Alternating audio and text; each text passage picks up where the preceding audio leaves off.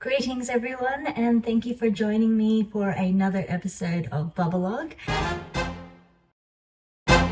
As you can see, this one is going to be a bit different because I am working a whole lot this month, so I thought I'd try doing a vlog style. My name is Bobby Olan. I live and create on the land of the Wurundjeri Woiwurrung people, and I would like to acknowledge them and pay my respects to their elders, past, present, and future. At the moment, I am getting ready to dye a whole lot of yarn, 9 skeins in fact of the Purl Soho Flax down, which is a discontinued yarn. So I have just filled up the sink with soapy water and am now just squeezing that out. You can see the water has come out quite filthy. So now I'm just going to give them a rinse. I should also say, what are the usual things I say? You can find me on Ravelry, on Instagram. I have an Etsy store. I have a Ko-fi account. The links to everything will be in the YouTube description below. And I'm probably forgetting things, but that's all right. Let's get rinsing. So I'm using warm water. And this is a colander so that it drains.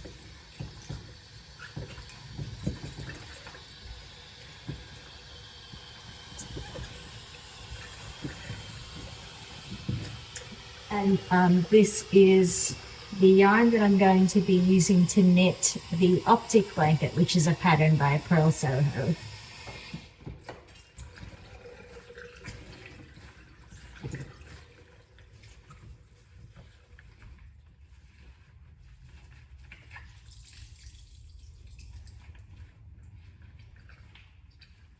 The water coming out of here doesn't look too dirty, so that's a good thing.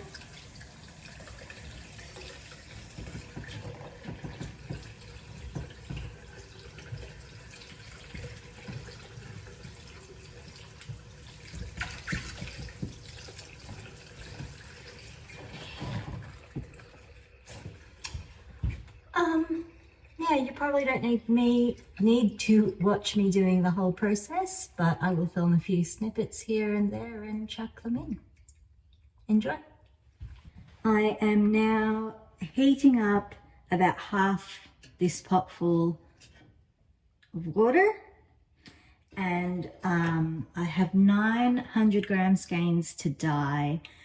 So I'll probably do a batch of 4 skeins and then a batch of 5 skeins, or the other way around. I had done some experimenting with these landscape dyes last year. And what I had found for me was that to get the blackest result came from when I combined the two rather than just dyeing with one or the other. So that's what I'm going to do. So if the first pot, oh, I should wear my gloves. Safety first. Yes, so just going to turn this up a bit. Yes, so if the first pot is going to be 4 skeins, then I need to put in 4 teaspoons of each color.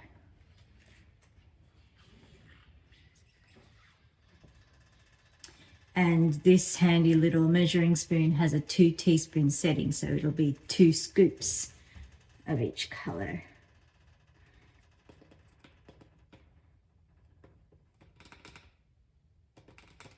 Okay, 1. And of course, this teaspoon, this pot, I only use for dyeing and not for cooking. So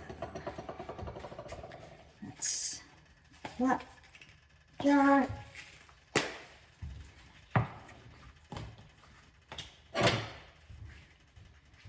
Pot's looking very black already. 1, 2. That's the second jar. Okay, and I did forget to bring my wooden spoon that I use for dyeing, so I have a stick.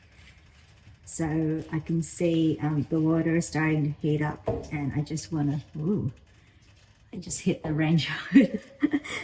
So yeah, I'm just gonna stir this up until it seems to be dissolved. Let's see. Does having the light on help? Not really. It's a bit dark in here, but that's okay.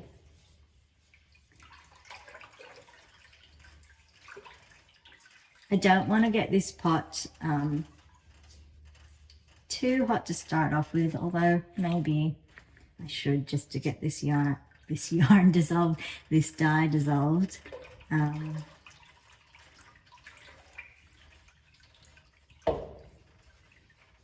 Let's see, how can I check? I have, what do I have here? An old Tupperware container. So if I give this a stir and I just scoop some out, I can't see any sort of graininess. So maybe that is all dissolved.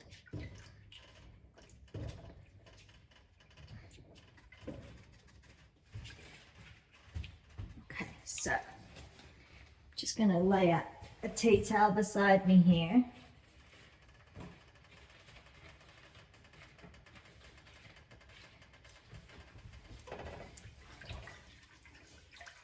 So that I can put down my stick and all my messy things without messing up the tabletop down there.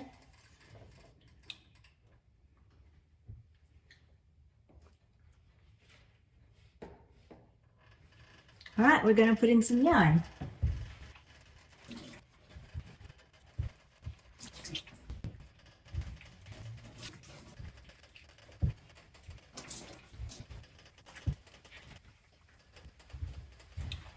I think I put 4 in there. Let's see.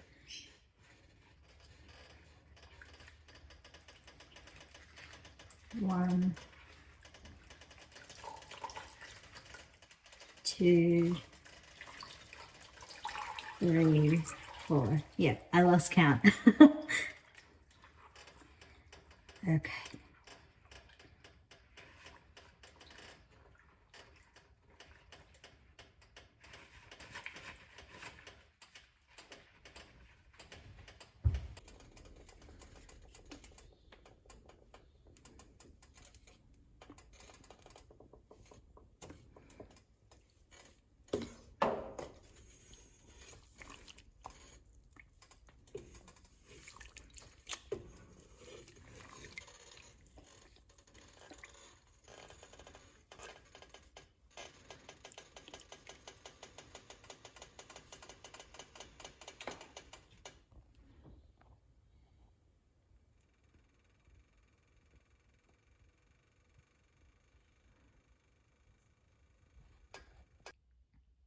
I have taken the pot off the stove after about half an hour, and there it is, you can see steaming there with the second batch waiting behind it. I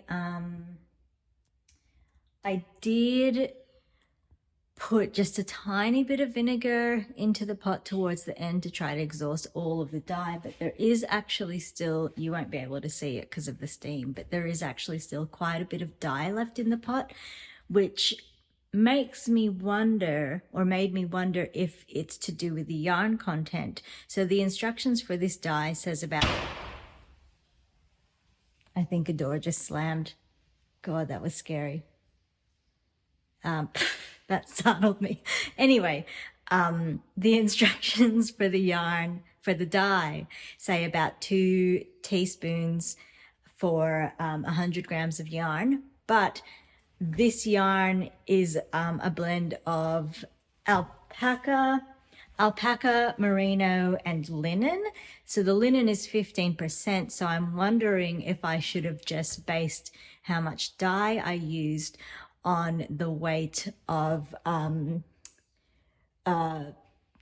fiber that the dye would actually take to, which is 85 grams, not 100 grams per skein of dyeable fiber.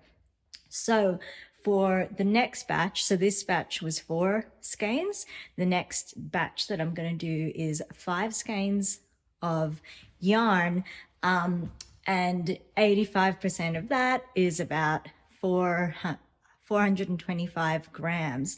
So I am going to, again, just put the same amount of dye that I used to do this batch of 4 skeins, and that extra little bit will be accounted for, I hope, by the dye that is left in the pot. And again, at the end of that batch, I will put a bit of vinegar to try to exhaust it out, and we'll see how that goes.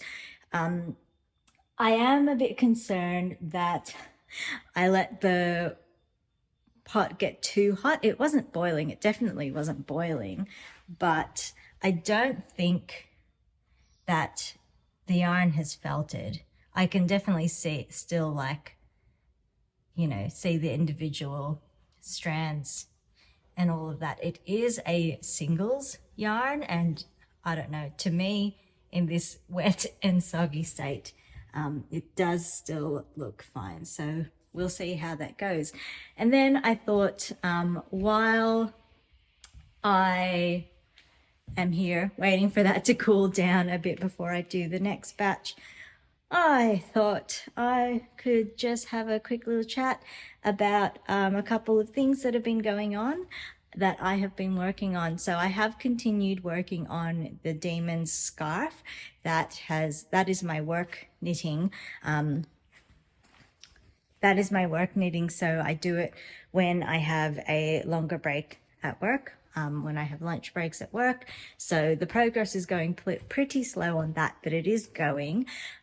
One fun thing is, so I mentioned a while ago that I joined an Australian Knitters and Crafters Discord group. And so when that first started up, or when I first joined, I was looking at it, but then I was looking at it more regularly, but then I got a bit overwhelmed with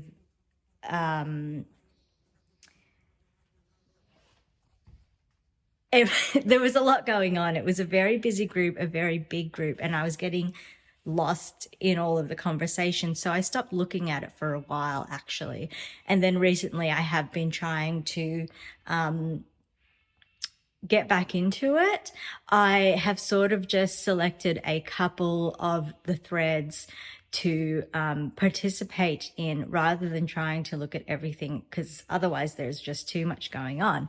And they do have a couple of cows, a couple of knit-alongs in there, and one of them is an intarsia knit-along. So the Demon scarf has just a little bit of intarsia in it, which is intarsia in the round, which is the first time I had done that. So I will be submitting that into the knit-along if I finish it by the deadline.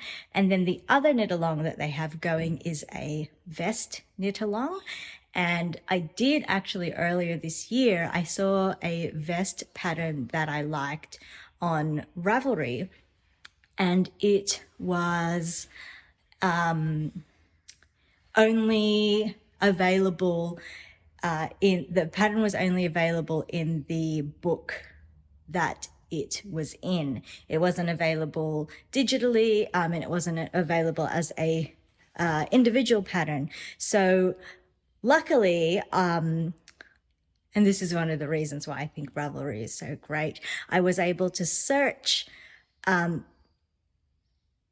see who had listed that book up for sale or trade in Ravelry, and I found one in Australia who wanted to sell it, and I was able to buy that off her. So I do have that book, and I do have the yarn for the vest.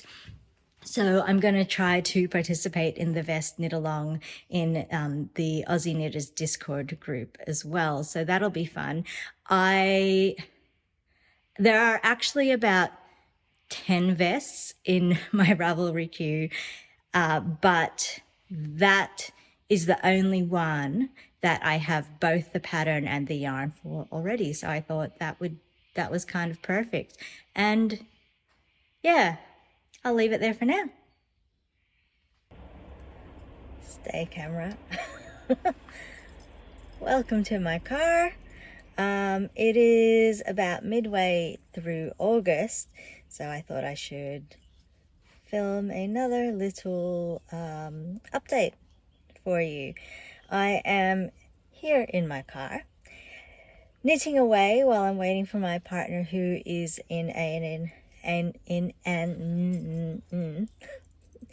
my partner is in an appointment at the moment, so I'm waiting for him so that afterwards we have somewhere else that we need to be, and there wasn't going to be time for him to go home after the appointment and pick me up and then head over to the place. So I brought knitting with me, and yeah, knitting away here on the footy scarf that I am making. So yeah, I've done a little bit more than when you saw it last, and I am very amused that I am working on a blue and red project using yarn from Bendigo Woollen Mills, while I am wearing a blue and red project that I knit using yarn from Bendigo Woollen Mills. They are actually both they're both the luxury yarn, but the one that I'm wearing is, I believe it was 10 ply, and the one that I am working on is 4 ply, and I am using different shades. Obviously they aren't a direct match, so yeah, this is going well. I have also I didn't think that I would be filming while I was doing this waiting, but while I was just sitting here knitting, it occurred to me that here was a perfectly good opportunity to catch up with you all. And if I had thought of that earlier, then I would have brought some other little tidbits to show you, but I have so first off, I'll mention that the yarn that I was dyeing earlier, it has come out okay. The colors aren't solid. There are definitely sections in each skein where it is darker, and sections where it is lighter, sometimes much lighter. So yeah, I guess that just comes down to my inexperience with dyeing. It may have come out better if I was using like a big tray thing instead of a pot. It might have worked out better if I had more water in the pot, so that the yarn could move around more freely, and the water and the dye could have had more of an opportunity to work its way, like, you know, through the skeins of yarn. Maybe I should have dyed fewer skeins at a time. Whatever the reason, it's not perfectly solid, but I'm okay with that because it is dyed by me, and it's not going to be perfect, and I am not a dyer, so that's just one of those quirks that you get from making something yourself. So, and it'll all still contrast really well with the undyed yarn that I have, so that I'm gonna knit the two into a blanket, so that'll all still work out fine. I do think that I have sort of felted some of it as well, but I think it will work out okay. It's not felted too badly that I haven't been able to separate the strands. They are like sticking together a little bit, but I am able to pull them apart. So winding them up is going to be interesting. And what else did I want to say about that?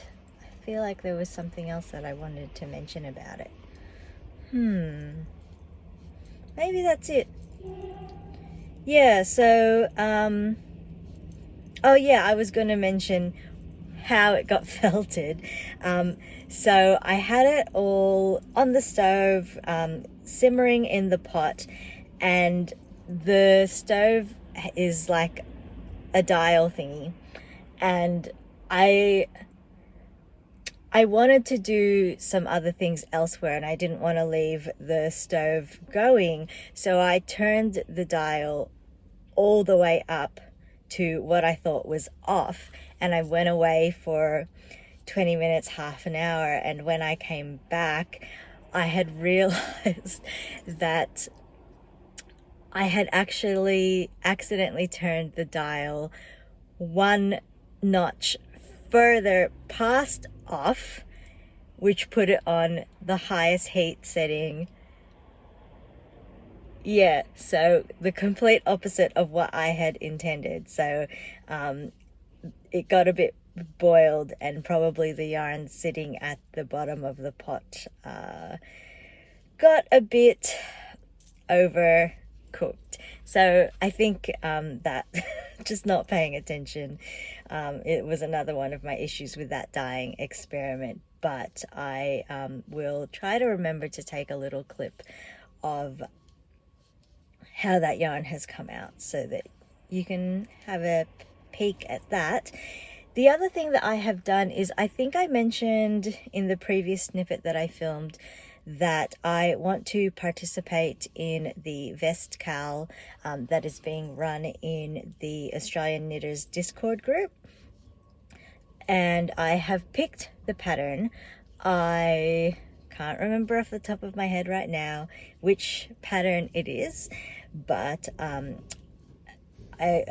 try to film a snippet to show you what that is, and also show you the swatch that I have made for that. I'm really happy with how the swatch has come out, actually, and I will be using the needle size that is called for in the pattern, and it is amazing.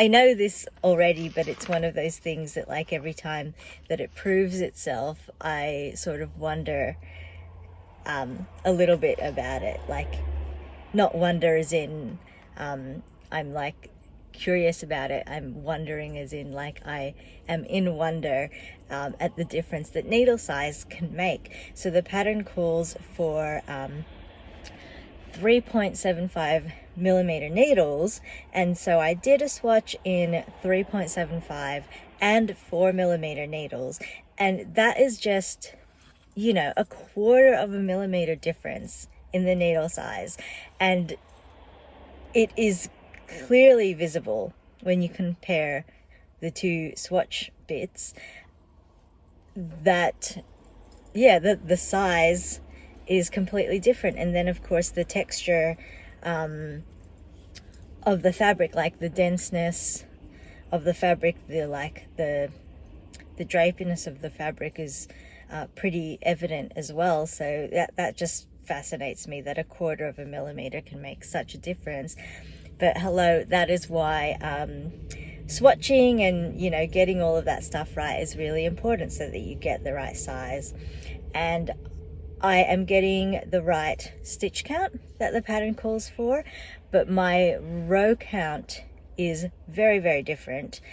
But I have had the experience before that when I have recalculated things to account for having a different row count,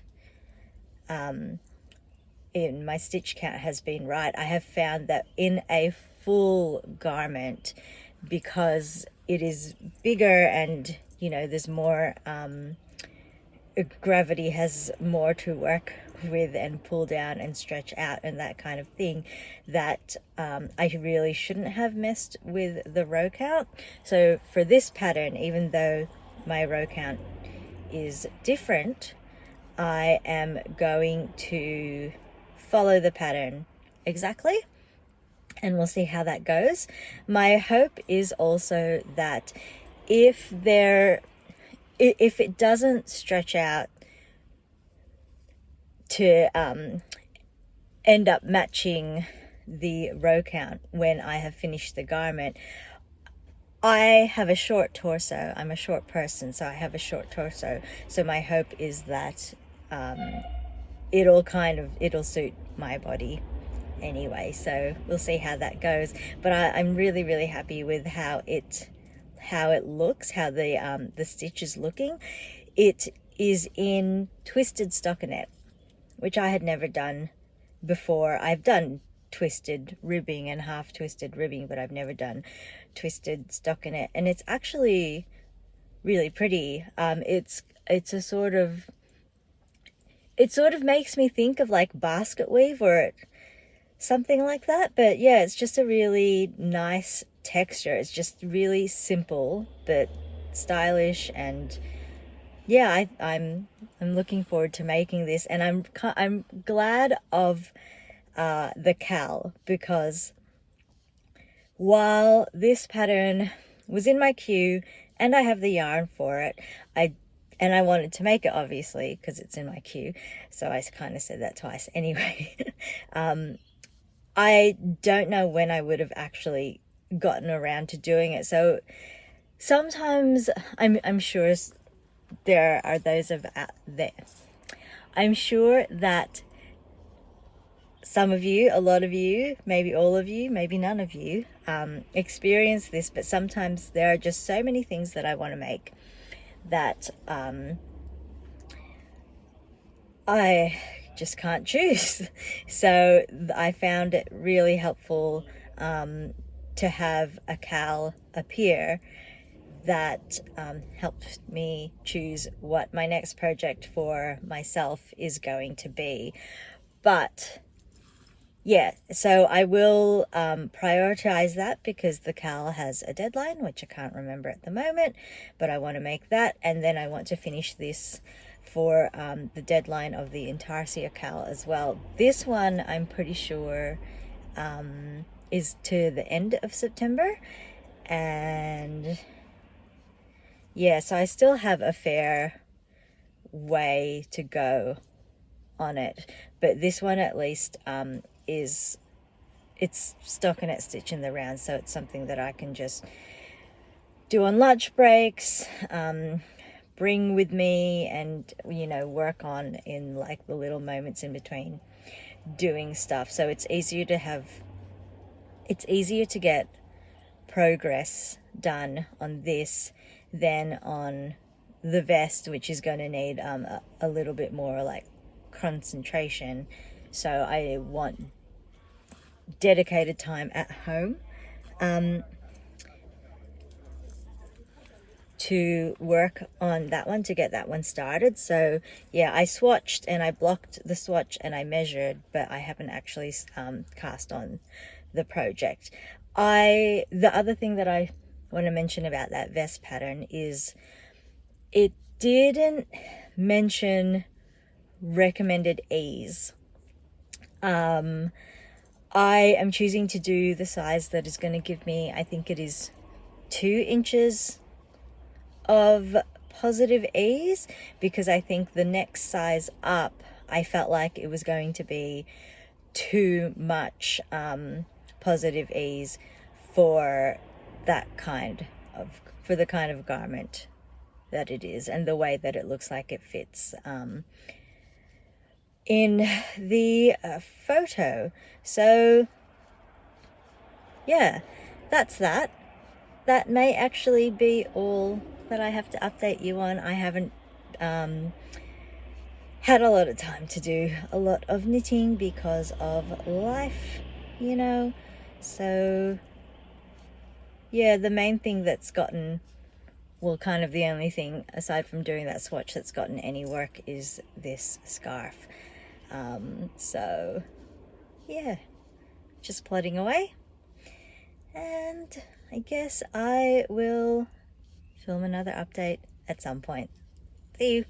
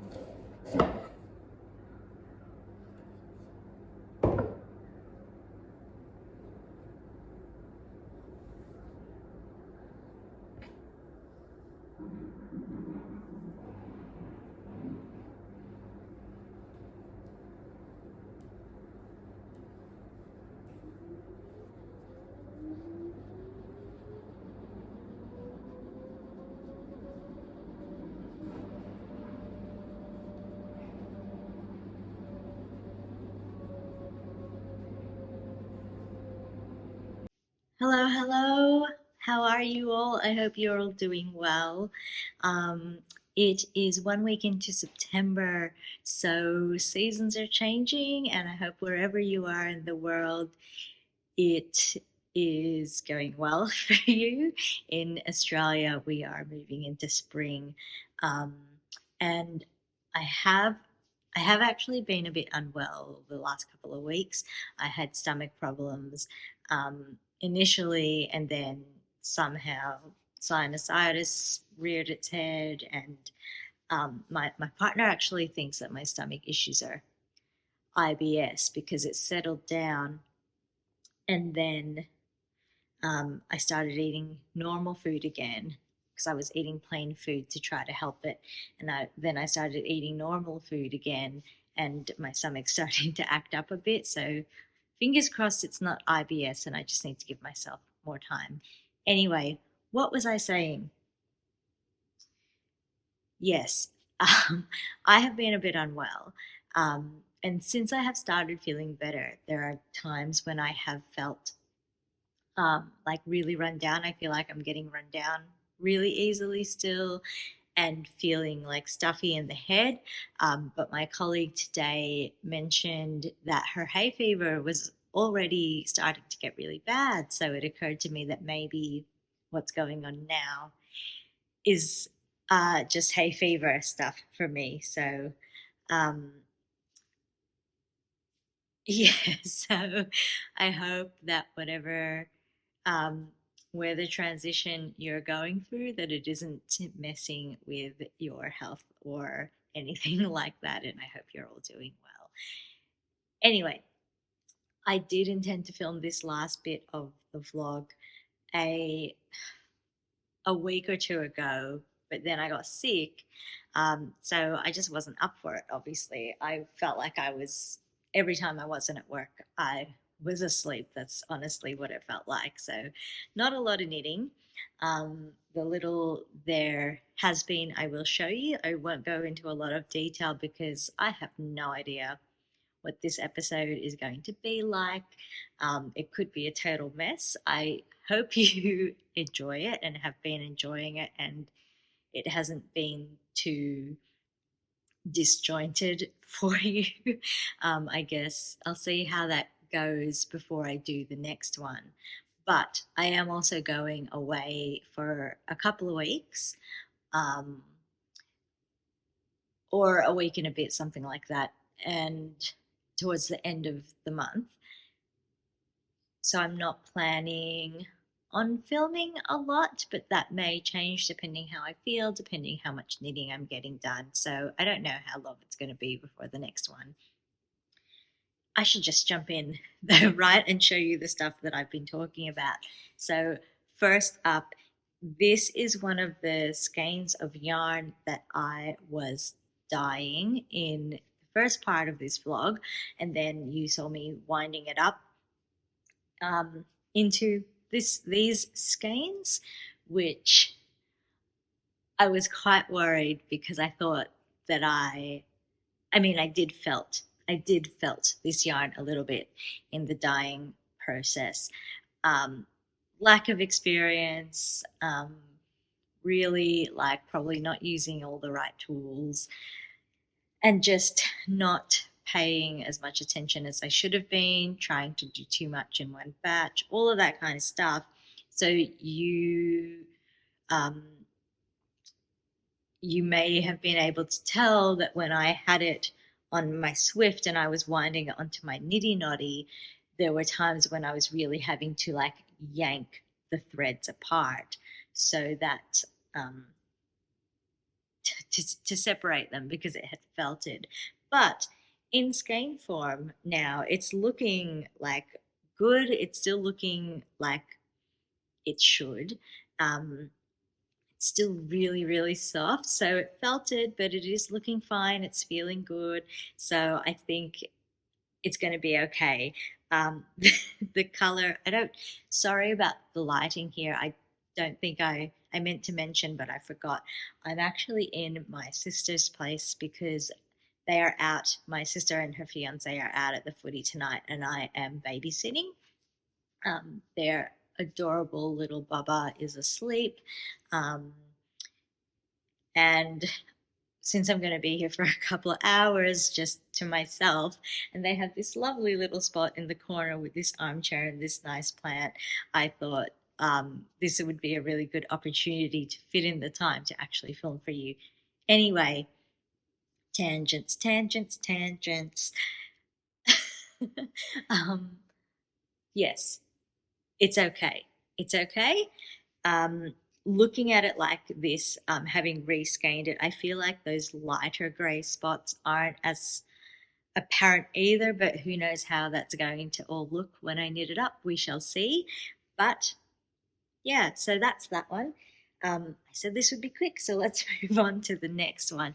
The next thing is the vest cowl that I have been working on. I really haven't done much on this, and I meant to note down the details of this knit along so that I could tell you, but I'll just put an image up here because I completely forgot. So if you're in Australia, then this might be a fun one to join in on. You know, vests are small garments, so don't take as long as something big like a sweater or a shawl even probably. Yeah, just a little bit of like shaping and all of that kind of stuff that you've got to do to get the garment to the shape that you want. So this is where I'm at so far. It's a bit of a tangled mess just because of how I have sort of handled the yarn. But I have it here on one of the keeper cords that I got at the sheep show. And how this vest is done is, how is this done? This is going well. You cast on, you knit down the back, and then you do some shaping for the armholes, and then I should have said you cast on provisionally, and then so once you've knit down and done the shaping for the armholes, you pick up a few stitches at either end for the front, and the rest is just, I've just got on a cable here for my interchangeable knitting needles, and it occurred to me when I put the whole thing on the stitch keeper that I could have used the shorter stitch keeper there and it would have been a lot more flexible.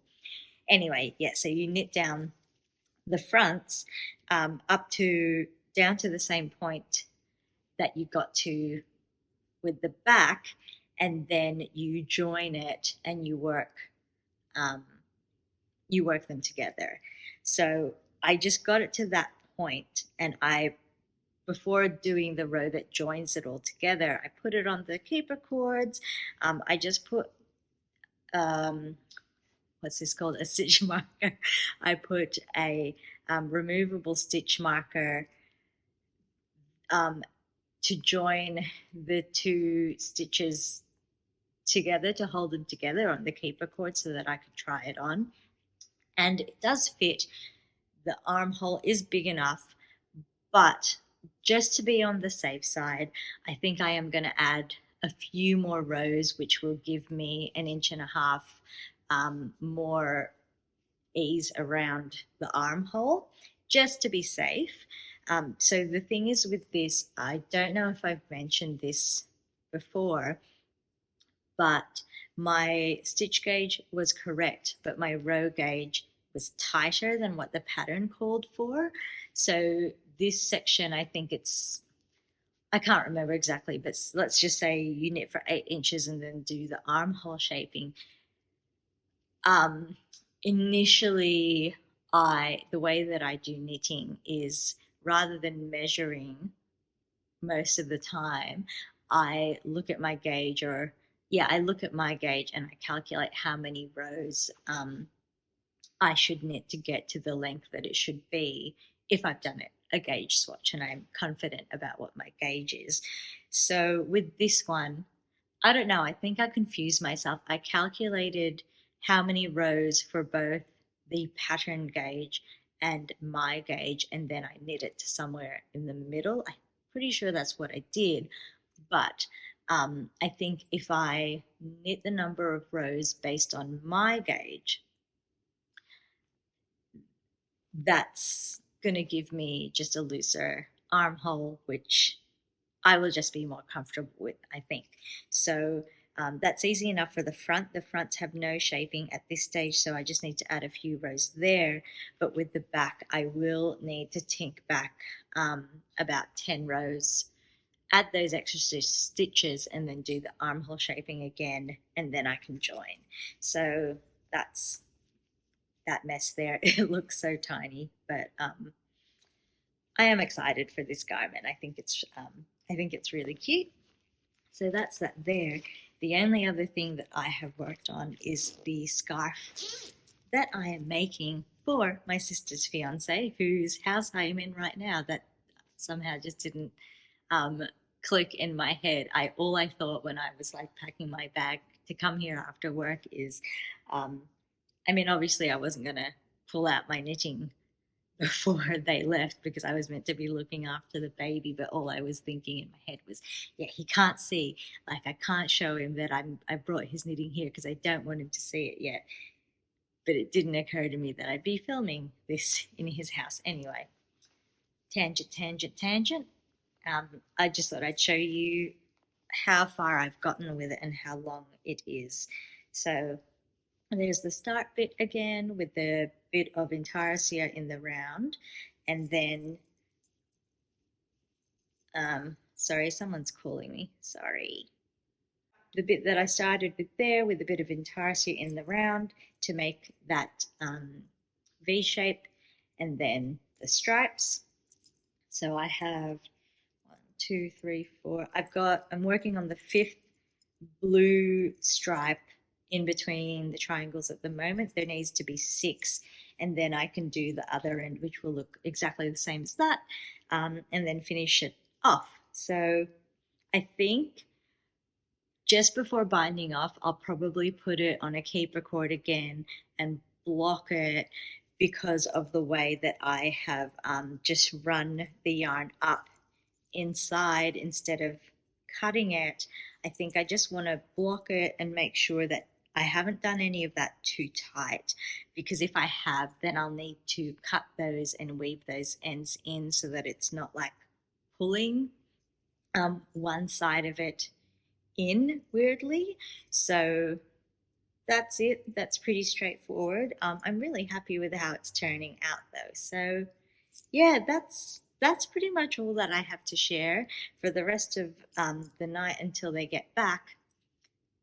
Yeah, the reason that I'm babysitting is that they are out right now at a pub watching these guys play a game. I think it's like one of the qualifying games for the finals or something like that.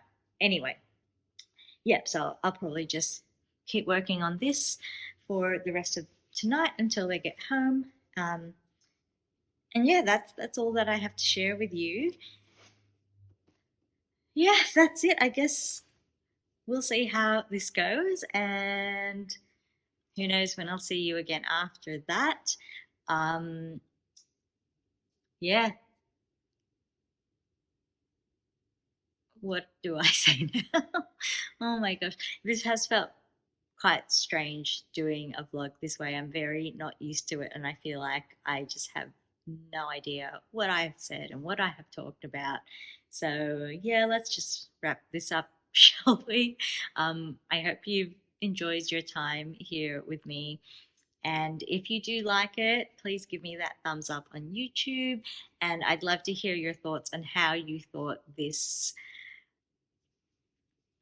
whole thing went, this episode, and that can maybe help inform um, how I continue to do these vlogs, at least for the next little bit. So yeah, let me know what you thought. Did you like it? Did you hate it? Do you prefer this? Do you prefer my previous format where I had segments and I was just sitting down and doing it all in one go?